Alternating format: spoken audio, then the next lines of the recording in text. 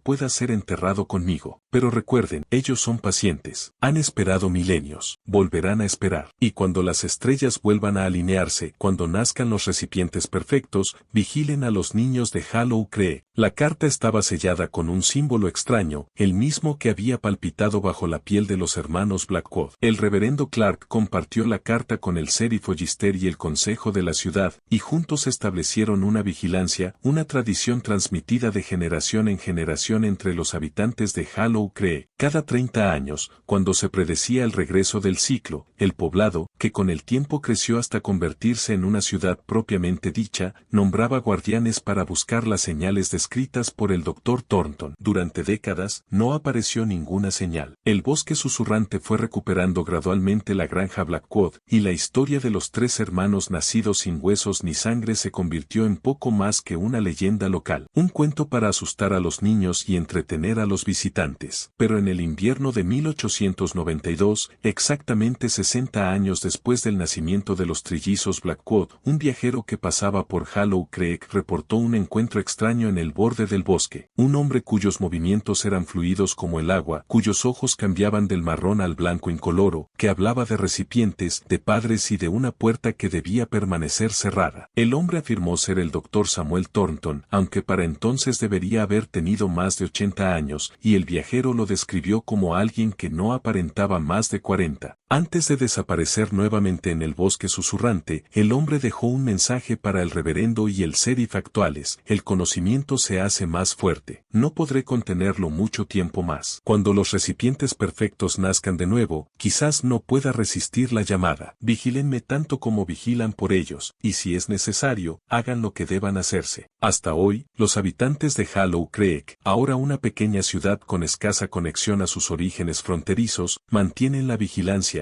aunque pocos recuerdan por qué. Cada 30 años, un grupo selecto se reúne para monitorear señales de nacimientos extraños, de niños que se mueven como el agua, de susurros en el bosque que aumentan de intensidad, y esperan a un hombre que debería haber muerto casi 2 siglos atrás, un médico que sacrificó su humanidad para evitar que algo peor entrara en nuestro mundo, un guardián cuya vigilia aún podría fracasar, porque el ciclo continúa, el conocimiento espera, y en algún lugar del desierto, el Dr. Samuel Thornton, o lo que quiera que haya llegado a ser, aún camina, el último recipiente que alberga dentro la terrible verdad de lo que acecha más allá de la puerta, aguardando su oportunidad para regresar. Los hermanos Blackwood nacieron sin huesos ni sangre, pero lo que llegaron a ser fue mucho más aterrador. Una advertencia de lo que podría volver a ocurrir, cuando las estrellas se alineen y los recipientes perfectos nazcan de nuevo. Los susurros crecen más fuertes. El ciclo gira, la vigilancia continúa, y en algún lugar del bosque, algo fluido se mueve.